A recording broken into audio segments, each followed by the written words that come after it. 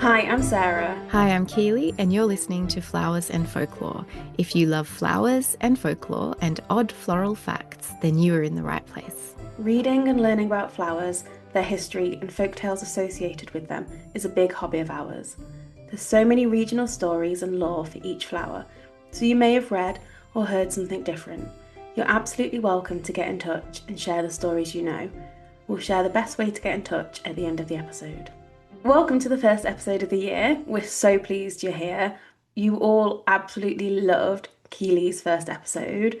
It was all about the hellebore, and it's our most popular one to date. Which is so lovely, and I'm so glad that everyone enjoyed listening to it as much as I enjoyed researching it and recording. It is certainly a fascinating little flower. So if you haven't actually had a listen yet, make sure you go and check out that episode. Today, I'm going to be telling you all about the camellia. I'll probably talk about this later on in the episode, but it's pretty much the only plant that I've been able to grow in my horrible little garden. I'm in a tenement in Glasgow, and it's just a really dark, dull, like we get no sunlight in the garden. And we've tried planting a few different things, and we have a horrible little cat that lives on the ground floor, and he will dig up all my plants. But for whatever reason, he's left the camellia alone, and so it's actually growing. It makes me very happy. That's so funny. I feel like that's almost a storybook ready to be made. A little cat that digs up all the plants. It's cute. Yeah, that's a good idea. So the camellia is quite light on European folklore. This is often the case for plants and flowers that aren't native here, where, like, in comparison to like the bluebell or something, where there's quite a long history within Europe. So we'll dive into some worldwide folklore and then a bit of the history of how it came to be in Europe and Australia. We're going to be focusing mostly on Camellia japonica. There's lots of varieties that have lots of different meanings, and this is one plant where you see that each different coloured flower has a different meaning. So there really is so much associated with this plant. I'm British, and we have a big connection with tea, and tea comes from the leaves and the buds of the Camellia sinensis, which is native to East Asia. There's loads of different varieties of sinensis, as well as there being loads of different ways that you can process the leaves and the buds to create different types of tea. This could be like an episode in itself, so we'll leave that for another time. But all the camellias are part of the Theacia family, which is the tea family. I may have pronounced that I incorrectly. know, I know you said we're going to talk about this another time, but I just want to voice my surprise for the fact that the tea that I drink every day is camellia. That's blown my mind. I had no idea. Do you know, it was one of those things where I don't think if you'd asked me, I could have told you. But then when I was reading, I was just like, oh yeah, this sounds familiar. But doesn't it just go to show that the complete disconnect there is between seeing tea leaves and knowing what the plant looks like? Yes, 100%. Yes, it's so fascinating. I do think it would be a really interesting episode to do, actually. It would. The camellia is a flowering tree or shrub, and it's really beautiful and hardy, which has probably contributed to how popular it's become worldwide. The flowers in particular are easily damaged by frost, but you can keep them in pots and bring them indoors. I'm going to kick off the episode with 5 facts all about the camellia. Number one, the widespread cultivation of the Camellia japonica can be traced back to the Song dynasty, which ruled from 960 to 1279. Number two, they've been known to grow up to 36 feet, which is 11 meters, which is just so That's big. huge. That's crazy. Number three, it's indigenous to China despite its name, and we are going to cover this shortly. Number four, it's appeared in paintings and porcelain in China since the 11th century. Number five is the state flower of Alabama. So we're going to kick off with some etymology.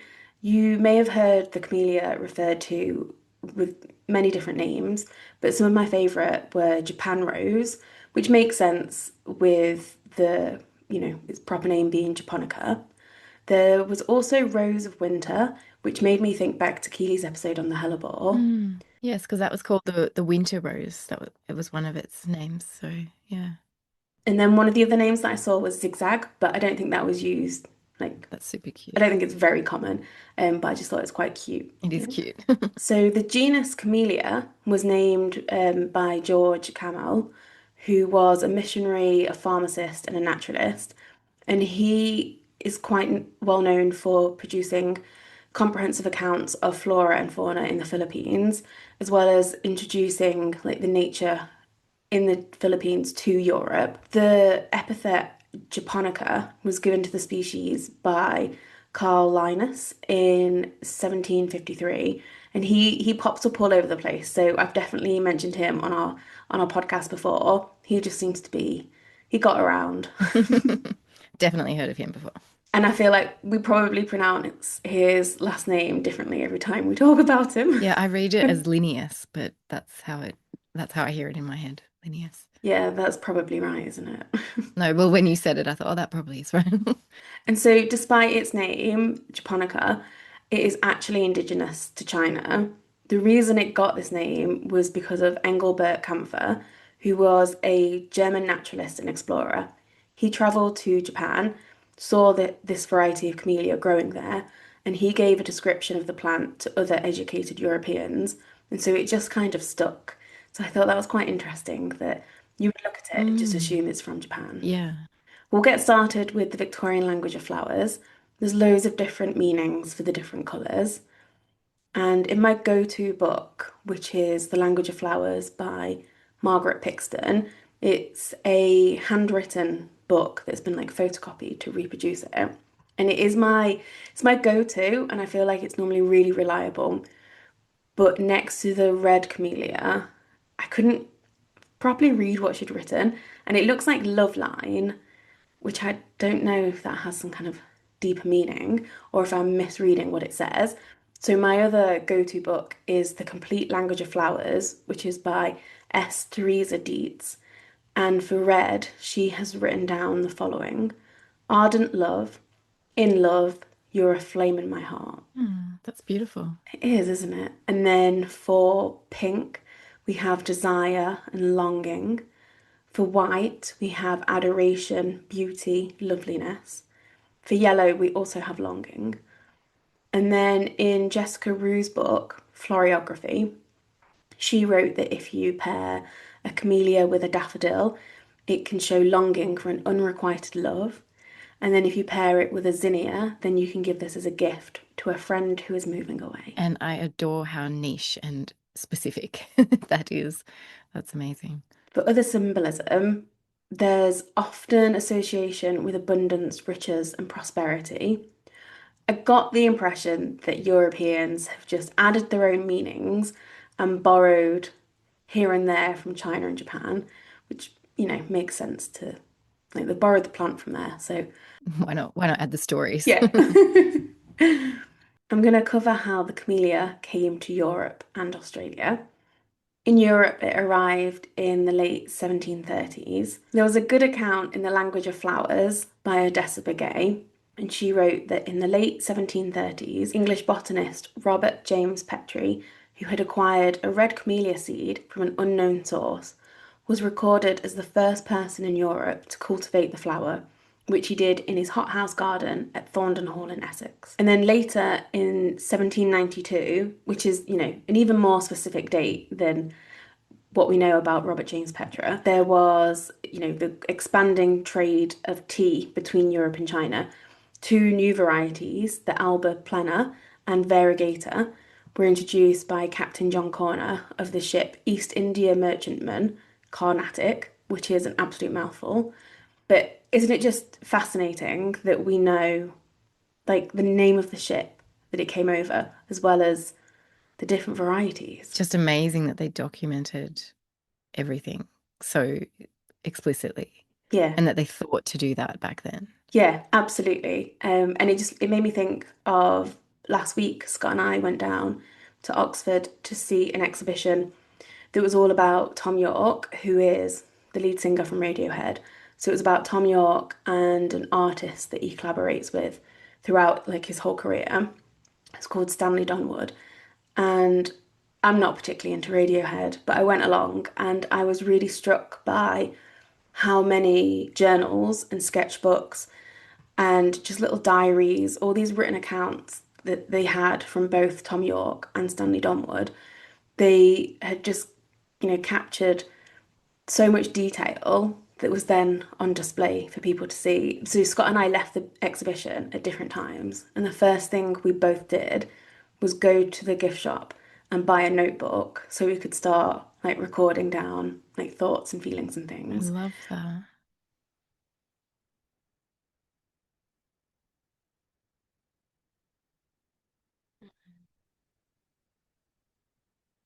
Mm. I love that you went and bought notebooks as well to start that for yourself. That's so beautiful.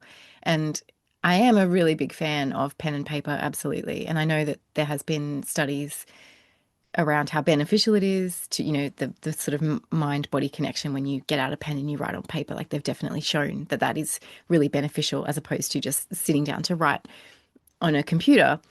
However, it's funny that you bring this up because I was literally thinking the other day about this kind of tension that I think a lot of people are feeling right now, where I keep reading the same thing where people are saying 2026 is the era that the age that we all go back to analog. While I can see the appeal of that, and I grew up in an analog childhood in an analog world, had nowhere near the amount of technology that we have today.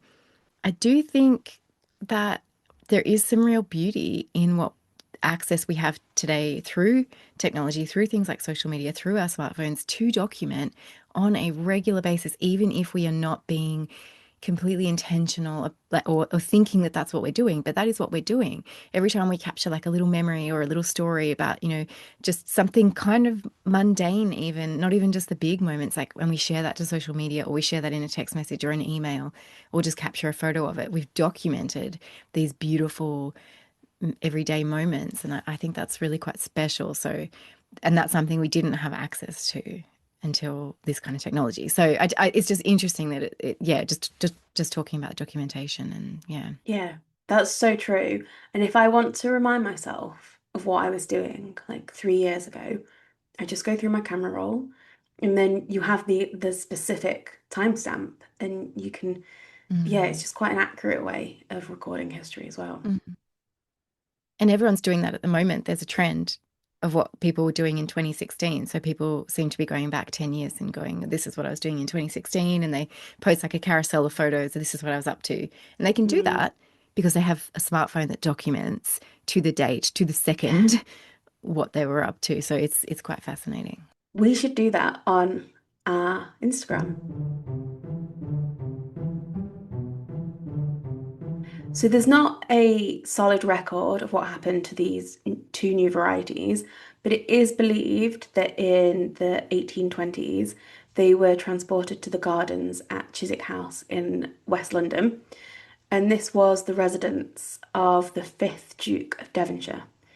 So that all may sound a bit familiar to listeners and people who read my Substack, which is the Foibles of a Florist, because I love Chiswick because my grandparents used to live there when my granddad worked at Kew Garden. They lived in a top attic flat in Chiswick. And so whenever I go down to London, I always stay there. And I've been like so many times now, and every time I'm like, oh, I need to make an effort to go to Chiswick House. And I've still not been. So now I know that there's a lovely connection that I am gonna make an effort to go. And then for all my Derbyshire pals, people will recognise that the Duke of Devonshire, that's the family that own Chatsworth House, which is one of my favourite places in Derbyshire. And I was there just before Christmas when they decorated it for the festive season. And it's absolutely stunning. And so yeah, I really wanted to share about the history of how it arrived in Europe because I felt like there were so many good connections. Yeah, and I can't believe you get to go to Chatsworth House just around Christmas time. Sarah sent me photos in WhatsApp about her beautiful visit, and I was not jealous at all. It's totally fine. One day we'll go together. I would love that. The Duke had built a 300-foot glass greenhouse, which was not only the largest camellia conservatory in the world, but also held one of the largest camellia collections of the era. Wow. That's huge. Yeah, enormous. And then from Chiswick House website, I pulled the following. These plants were in danger of being lost as the conservatory fell into ruin in the late 20th century. Three local members of the International Camellia Society stepped in to look after them. Today, we look after 33 different varieties, including examples of many of the earliest varieties introduced to Britain. Isn't that incredible? They're still going. Yeah, I love that. So the camellia really flourishes and takes off in popularity, particularly in the Victorian garden, and it was used to flavour tea as well, but it was still considered fairly exotic and it would have been expensive. So it was mainly kept by women whose households were able to afford to maintain like a large garden outside. But I did see again in The Language of Flowers by Odessa Begay, she noted that some people considered the camellia to be more beautiful than a rose, which I think is fair. Like it is such a beautiful flower Mm. and they would wear them in their hair or pinned onto dresses or even put them in bouquets, which just made me think I would love to make a flower crown out of camellias. Can you imagine? That would be stunning. Absolutely stunning. I think you'd have a task on your hands with camellias because my experiences with camellias is you pick a bunch of them and you put them in a vase and you come back into the lounge room and they've kaplonked onto the table and they don't hold themselves very well outside of their so I would love to see it, but yeah, it'd be tough. Yeah, that's very fair. And just keep hold of that thought for a moment and we might come back to Okay. it. So then in terms of Australia, it seems that the camellia came over in 1826, and this was by Alexander Macleay, I think, of Sydney, which is a very Scottish sounding name. Um, and the camellias were planted in Sydney at the Elizabeth Bay House. In 1852, Silas Sheether created a well-known camellia nursery in Sydney, which was called Camellia Grove. I thought this was really beautiful. There was a record that I've pulled straight from Wikipedia that said, Camellia and other flowers from Sheether's nursery were sent by steamship downriver to florists at Sydney markets, tied in bunches and suspended from long pieces of wood, which were hung up about the deck. What a cool image. Yeah, and isn't it just so wonderful to just have a record of like the comings and goings of florists so many years ago? Yes, and it just makes me think of the lengths that people go to have flowers in their lives. You Yeah, know, even today, I mean, they've flown all over the world for people. It's just they're so desirable. yeah, Even back then, we were finding ways to get them to people. It's quite cool. yeah. That's so true. And yeah, it just shows how much importance we've always put on having flowers in the home. Mm.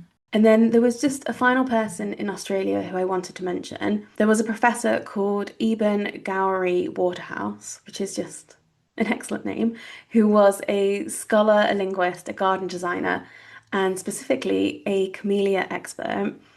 And we definitely noticed a drop off both in Australia, it seems to be worldwide. And so he was noted as bringing a new interest back to camellias.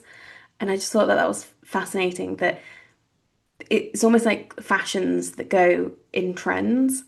And so now in Sydney, there is the E.G. Waterhouse National Camellia Garden, which we should go and visit. I'll come to Australia. We can go and visit. Yes, definitely. Add it to the list. So we've obviously talked about it being used for tea, various other things that you can extract from it. So oil is extracted from its seeds, which have been used to wash and moisturize the hair and body. And then in South China, it is used quite commonly as a cooking oil. And then my favorite use is camellia oil that is used to clean and protect the blades of cutting instruments. Like I use it regularly to clean my secateurs, but you can buy like a almost like a stone that's called a clean mate, and you use that with the oil and you scrub away at your tools. And honestly, it's fantastic. It's non-toxic, it's odorless, and it's tasteless. And genuinely, like my tools look so good. The plant has also been used in traditional medicine. So I saw records of it being used in anti-inflammatory medicines. We're finally going to dive into a bit of folklore. I absolutely loved researching this. It is really interesting. It's Japanese folklore, so I apologize in advance for pronunciation. The old Camellia spirit, which is known in Japanese as Furu Sabatsuki no Rei, is a yokai which is said to inhabit and develop from old camellia trees. The yokai is a diverse class of supernatural entities, and this covers spirits and monsters and loads of different things that are all part of Japanese folklore. And they are often representing aspects of human emotions. So there was a Japanese folklorist, Toriyami Sakien, who was a scholar, a poet, and born in 1712. According to him, these spirits dwell in old camellia trees. Their purpose was mostly to fool and trick people. It would often be that the spirit residing in the tree would resemble a beautiful woman, and there was quite a few different variations of the story, but a lot of them would center around a beautiful woman. So it was meant to be a beautiful plant and a beautiful woman, and there would be trickery afoot. So sometimes the spirit would entice people because of its beauty, but there was also tales where it would be them trying to garner sympathy. So they would either be crying or it'd be quite mournful, and that would be the way it would draw people in. It was also believed that the spirit would cry at night. It would be a warning that something ominous would occur in the future. I wasn't able to see whether this was set in stone or whether if they heard this call, then they were able to avoid something bad happening. So I couldn't see if it was like a warning story or if it was just this is an omen and something bad is going to happen. And then the spirit would appear as this young, beautiful woman, usually dressed in kimono. And then Wikipedia noted that the real appearance was said to resemble a grotesque tree with red, disfigured heads growing out of its trunk. There seems to be many origin stories for the Furu Sabatsky no Rei. I honestly found Wikipedia to be the most accessible source for reading about this. So, according to Wikipedia, one story tells of a great tree that looked past over a village well hidden inside the forest. The tree grew beautiful flowers alongside those around it for many decades. One day, a young man found the tree and plucked one of its flowers due to its magnificent beauty. Since then, women and men from the village sought out its flower to use as ornaments and decoration. As more and more people took from the tree started to wither until one spring it was left to wither away. After the constant abuse, the tree felt rage and with its new emotion started to grow more beautiful flowers. Again, another villager saw out the beautiful flower from the tree and was found lifeless near the flower bed around the tree after a few days. The death was a mystery until a couple from a different village visited the tree for its flower, although only the woman came back screaming and yelling at the villagers that her lover was taken by a ghost. Since then, any individual who ventured out into the forest, who dared to take the tree's flower and survived, would say that a beautiful woman would be near the tree. And honestly, a good story, like a good warning, like don't abuse plants. Yes, it's quite chilling. I mean, yeah, that too. So I'm sitting here in my cabin. It's like dark and it's rainy and like it's just me. It's quite creepy. And it did make me think like about how important like the importance of foraging sustainably because I know across the UK like plenty of florists will forage and I do it when it's appropriate, but a lot of people who don't understand plants and trees and flowers might do the same. And there's a park quite close to where I live that used to have quite a lot of ivy growing. And then because it's become quite popular over the years to make your own wreath, there are some holly bushes that now are just no longer in existence because people have just chopped them Mm. to the point where that they can't like recover. Yeah, and so I honestly think it's a really important like lesson to take on board from this story. Yeah, absolutely. Not that you're going to get haunted, but Well, so on the website yokai.com, it is a like database of illustrated Japanese folklore. I found that alongside Wikipedia as a really helpful resource for putting this part of the episode together. And the illustrations are absolutely beautiful. So we'll include some over on our Instagram. You can go and have a look. Keely, do you want to describe this picture? I'll do my best.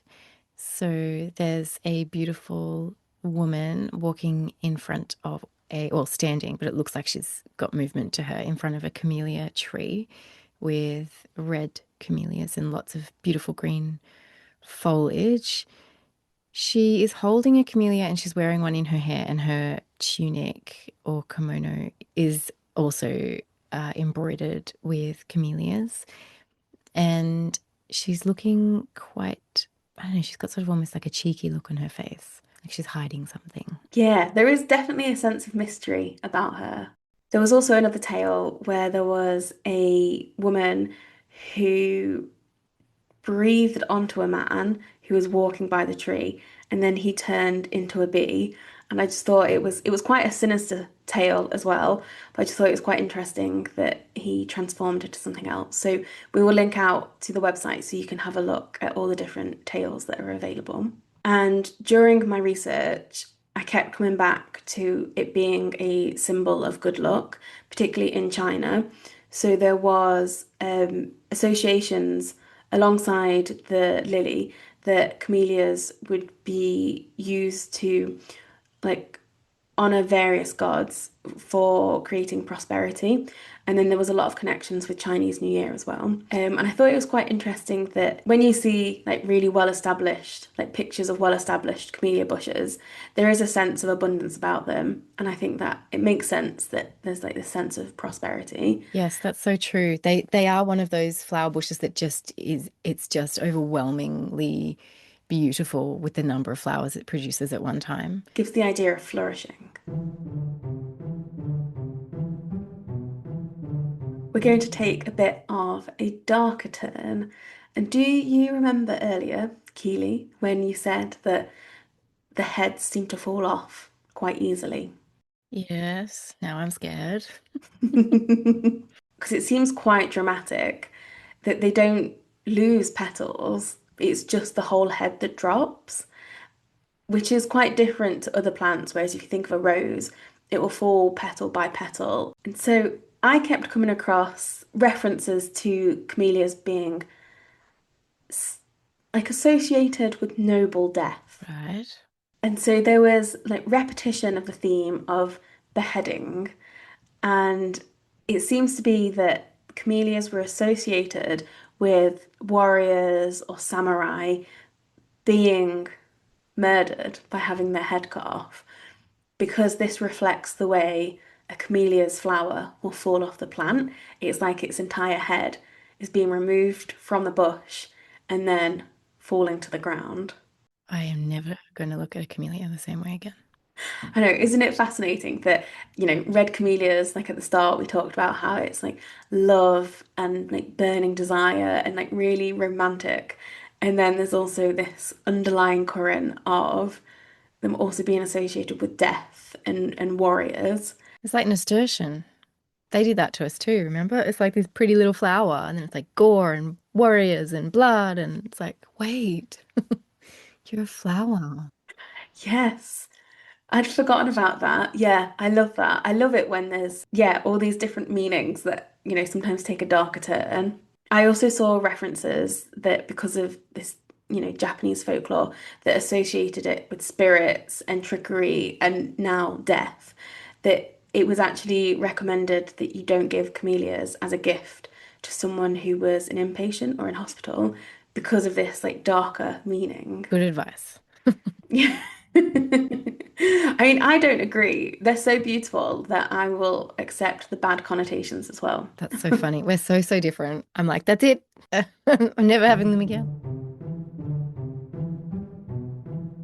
And the camellia was a really interesting flower in terms of seeing how much the meaning associated with it has really fluctuated over time, as well as how it's come in and out of fashion, and how it just seems to have made an impact, like worldwide, I guess. And so I wanted to talk about the ties of the camellia with the suffrage movement in New Zealand. So in the early 1890s, Kate Shepherd led the movement along with Women's Christian Temperance Union and other women's franchise leagues. So she led the suffrage movement within New Zealand, but she was actually born in Liverpool and lived in Scotland before moving to New Zealand. So I just thought that was a nice connection.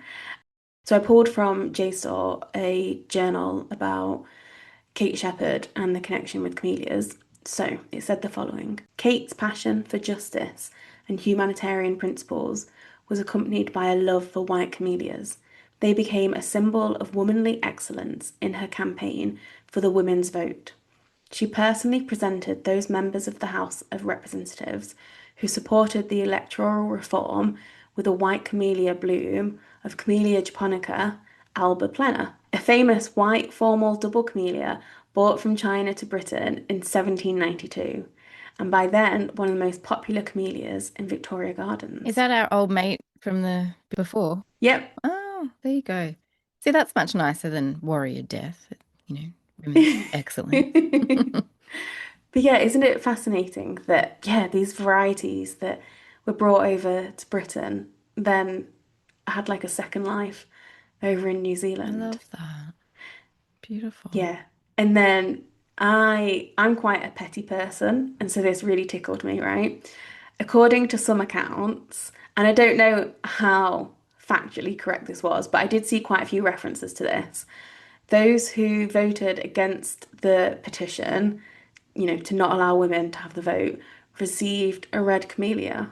And I thought that was quite fun that, yeah, that I mean, I suppose we think a red camellia is really pretty, but I think it just kind of made them stand out as on the wrong side. Mm.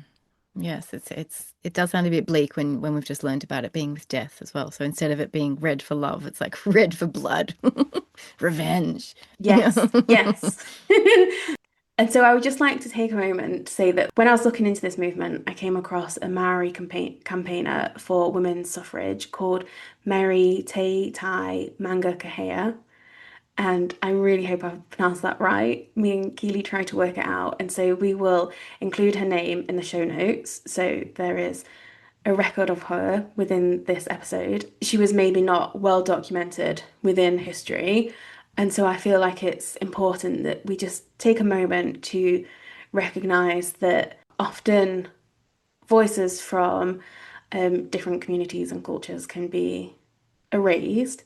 And she delivered a speech that was called "So Women Can Get the Vote." And she delivered this to the Maori Parliament, and she was the first woman known to have done so. And so she requested that women be allowed to vote within the Maori Parliament and also sit as members, but the matter lapsed. And it seems that she has long been overlooked, but was actually a really powerful woman within her community. But when I was trying to find a copy of her speech, I kept finding like broken hyperlinks, and it honestly took me quite a while to find her speech. Maybe if you're over in New Zealand, you have much easier access to it. But I found even on the New Zealand government website that there was a broken link. And so I found the speech and we'll include it in the show notes so you can go and read it for yourselves. But I just wanted to take a moment to mention that often within, women's movements for the vote, there's integral women who get left out. So on the 19th of September in 1893, New Zealand women won the right to vote in elections. As a result, New Zealand became the first self-governing country in the world to extend this right to all women. Suffrage Day celebrates the aims of the movement for gender equality and is a reminder of the ongoing issue of equality for women.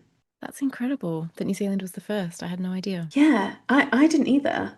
And so, yeah, this was a really fascinating rabbit hole to go down. And I don't want to take us too deep into that rabbit hole. And so we'll include some links in the show notes because I kept coming across the term the Battle of the Camellias. And there was even one note of it being called the Battle of the Buttonholes, which I feel like it kind of reduces the importance of everything that happened. Makes it sound more masculine as well. It It's more like, it does. you know what I mean? It's taking it away from something feminine like a flower Yes. to just reducing it to something on a suit or a, like. Yeah, Mm. definitely. I think now we know that the power the camellia has and like all the, the associations with death and everything else, I think we can appreciate that a camellia isn't just a pretty flower. But yes, it does kind of just, yeah, make it sound a bit lesser. It did make me think of, this is maybe me making it also sound a bit daft as well, but when I was reading about it, it just kept making me think of Mary Poppins because obviously the mother in the story Mrs. does her Banks. song about Mrs. Banks, yes, she does her songs about votes for women, but the Battle of the Buttonholes made me think of how important wearing it's the red carnation, wasn't it, at the bank that Mr. Banks worked at that gets taken from him. And it was very interesting that in America they call buttonholes boutonnieres, whereas obviously in the UK and New Zealand they call them buttonholes. Yes, we call them buttonholes here too. Yeah.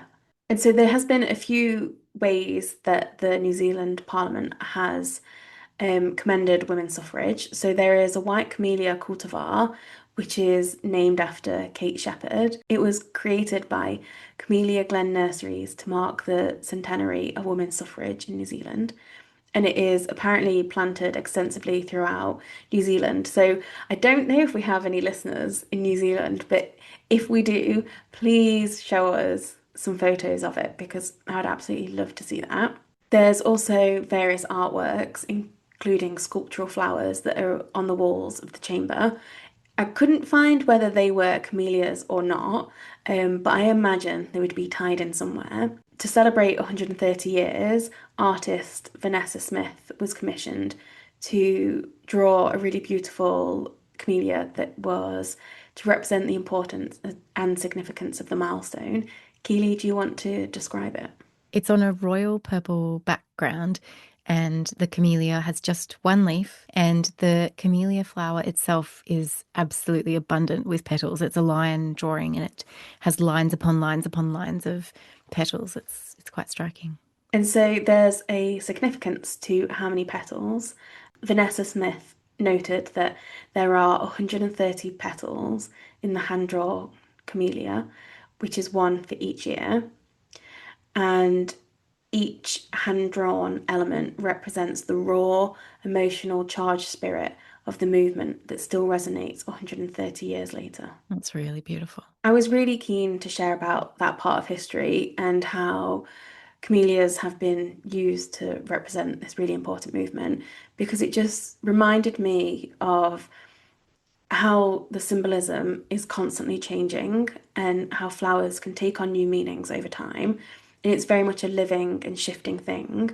And it took me back to Snowdrops, which was one of the first episodes that I did um, before Keely joined us, and how there was a lot of connotations with death to start with for Snowdrops, and then it became associated with hope and new beginnings, and then more recently it was used as the Snowdrop campaign, which was when something really horrific happened in Scotland. And I won't go into details, just but if you want to go and have a listen, I think it's really worthwhile, or if you go and research it. But it just made me think how it just adds this importance to flowers because they offer, yeah, just a chance to symbolize things that we maybe sometimes aren't able to put into words. Mm. And isn't that incredible that they're these little multifaceted creatures that have so many stories to tell? I love how you said that. It's a living and shifting thing. It's really beautiful. And I have pulled out two pictures of the Alba planner, which is the one we mentioned right at the start, and then was used during the women's suffrage movement in New Zealand. And then I've also got a picture of the Kate Shepherd one. Do you want to describe them, Keely? The Alba plena, it's whiter. It's a very snow white flower. The petals right in the middle have almost a creamy yellow to them in the right in the center. And the petals are almost uniform and splay out one after another, almost very particularly spiraled. In comparison, I guess I'm looking at them in comparison to each other. So the Kate Shepherd is again very white, but I'd say it almost looks more like a gardenia. Its petals are a little bit more sugar looking. They look a little bit more like they've been touched and molded rather than just particularly smooth and perfectly spiraled out. It has a little bit of a larger yellow pollen center. They're both really beautiful, but I'd say one looks more organic and the other one looks almost more scientific, if that makes sense. Yeah, that's absolutely spot on. And the Kate Shepherd one, like it does feel looser and more organic. And it really gave me like garden rose or peony vibes, like a single peony. Yeah, it's really beautiful. But the Alba Plena one, like I would say it looks more perfect somehow. Yes, yeah. Like just, and it looks very similar to the Chanel brand. So we're going to take a quick tour into the world of fashion. As I mentioned earlier, camellias were used in fashion to attach, to be like pinned onto your clothes or to be pinned into women's hair. And Coco Chanel was very, very taken by the camellia. And there's been a lot of speculation as to how and when she fell in love with it. But there is the famous novel by Alexandra Dumas, which is Le Dame or Camellia, which obviously, should be in a lovely French accent. But there is a speculation that this is how Chanel fell in love with the Camellia from reading this, because then the novel was adapted to be on the stage, became really quite popular. So, there was a real popularity around camellias. But from the very beginning of the Chanel brand, like camellias have been like an integral part of it. So from their website, because I had a little nosy, and it made me think of the first time I bought a bottle of perfume. And this was when Scott and I think this was maybe our first or second holiday together. And we went to Paris. And this was like a very long time ago. And I went to one of the Chanel stores and bought a bottle of Misa perfume. And it is like this special edition one. And it smells like, imagine if you were going to the opera in the 1920s and you had like a red velvet bag and you opened it up and you got out your powder to, you know, powder your cheeks. That is what this perfume smells like. It smells like theatre and posh old ladies. And it's my favorite perfume in the world. But there's this picture of me holding the bag like an absolute tourist. I'm holding my gift bag that's got the perfume in, and right on the front of the bag is a white camellia, and it is just part of their packaging. And I took the camellia off and I put it in my junk journal, and it will be somewhere in the flat still. But I probably should have found it before this episode. But at the time, I just thought it was a rose. Like I didn't know enough about the House of Chanel to know that it was a camellia. And so it does seem to still be an integral part of the brand. In their 25-26 collection, you can buy camellia brooches. They will set you back about £1,000. So Gosh. yeah, I mean, just go and buy a plant and just get a real one instead. But from the Chanel website, it reads, the story of Chanel and the camellia began in 1913, the day Mademoiselle pinned one of the white blooms to her belt. The flower's simplicity, shape, purity, and vitality, it's not afraid to blossom in winter, seduced her. She made the camellia more than her favorite flower, she made it a symbol. And then I know this is just like fancy marketing and just, clever storytelling, but there is now a range of skincare by Chanel that uses camellias because apparently they're really hydrating.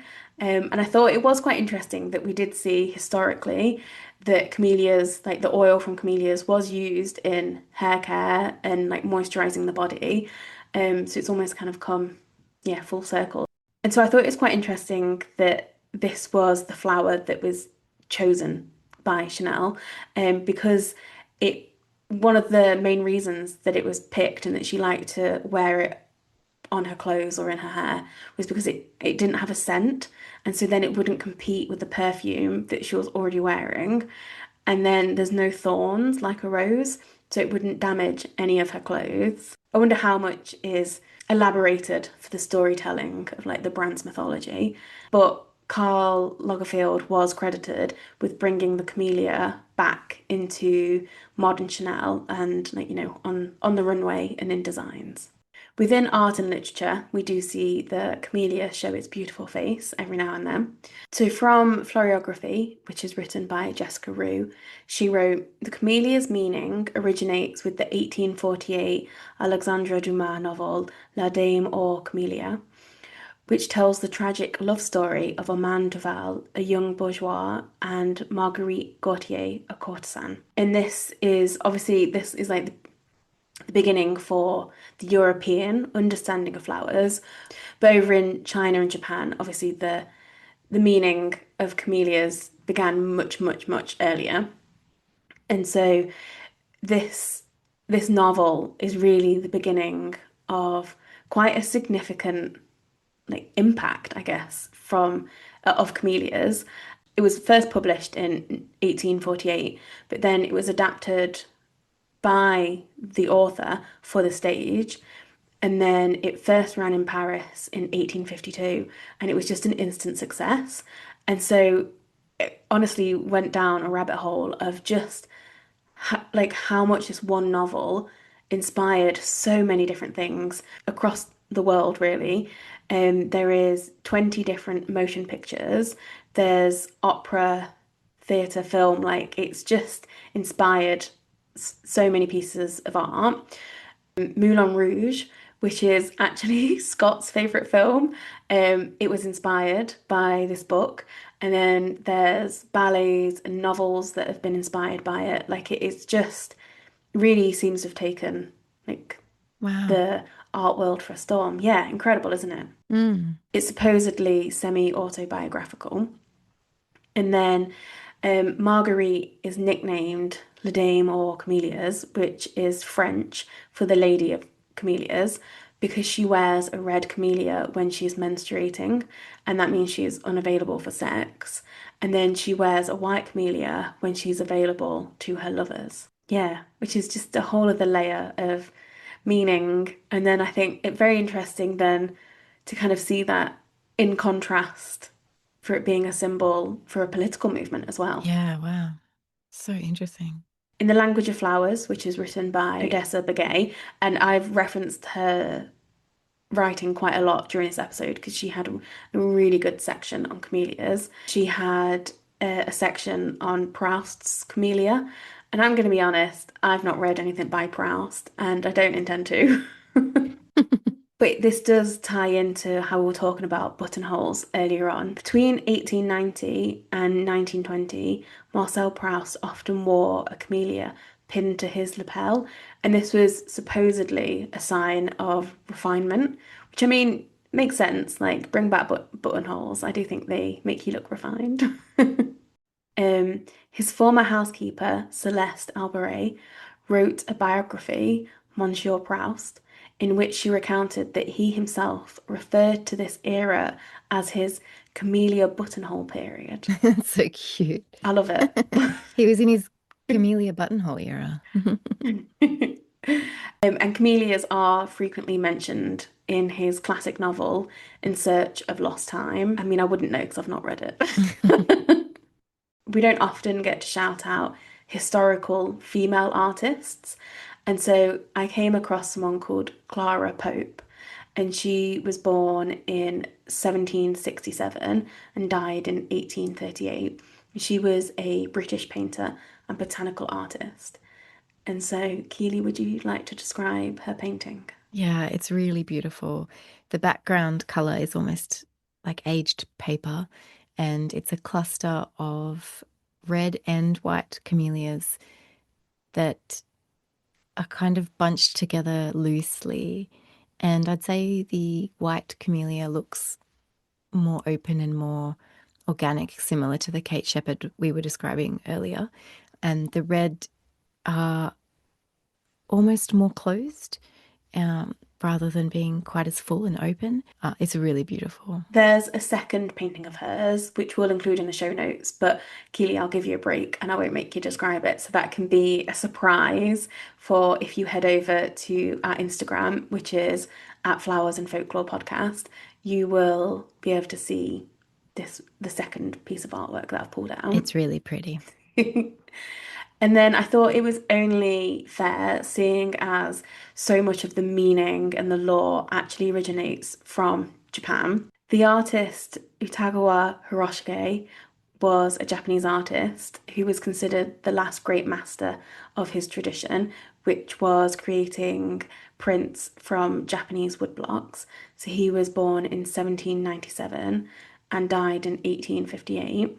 He often incorporated camellias into his landscapes, and I've pulled out one that's called the Camellia and Bird.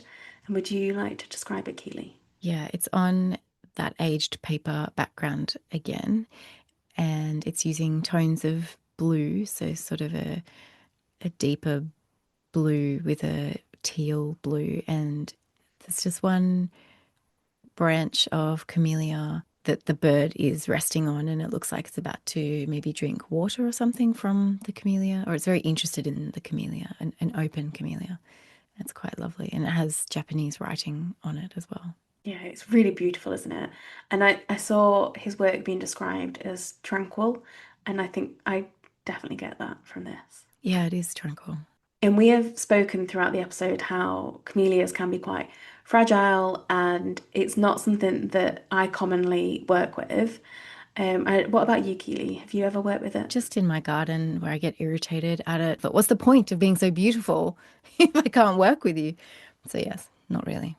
We have been using camellia leaves in work like buttonholes and in Victorian posies. So, wiring camellia leaves to create little Victorian posies and buttonholes and things like that. Yeah, I think the only is maybe been a handful of times when I've used it, but I've used it as a foliage rather than a flower. But I did pull from A Year in Flowers, which is by Erin Benzakein, and she wrote that the vase life is 5 to 10 days, harvest when flower buds are just opening, and then for the foliage, harvest when leaves are leathery and stems are firm, and it is a woody flower. But yeah, it feels like almost like out of reach, like so beautiful, but like hard. It's not something I ever see at the wholesalers. It's not something that's commonly used, but it's just so beautiful. Well, I have to say, you have really opened my eyes to the camellia. And I will admit that when you started talking about warrior deaths, I decided that camellias were dead to me. And then you started talking about how they were so prominent in a really important political movement like women's suffrage. And then I thought, okay, I've made my mind up too quickly. You've judged them too soon, and I think it just is such a beautiful illustration of what you were saying earlier, that flowers have such a rich history, that's a living history that's constantly changing. So thank you everyone so much for listening. We hope that you enjoyed it as much as we've enjoyed talking it through. If you have some interesting folklore about the camellia, we would absolutely love to hear it. You can find us over on Instagram at Flowers and Folklore Podcast, or on Substack at flowersandfolklore.substack.com. And you can also reach out to us via email at flowersandfolklorepodcast@gmail.com. You can also, just as a thought, share this episode with a friend, subscribe to the show, or leave us a review on Apple Podcasts or Spotify, or wherever you listen to podcasts. Or, of course, you can do none of those things. That is totally fine as well. We're just so pleased that you're here and that you've joined us for this episode. Welcome to the first episode of 2022. We are so happy you're here. No. We just travel back in time. 4 years, guys. Oh, Jerome, let's start that again.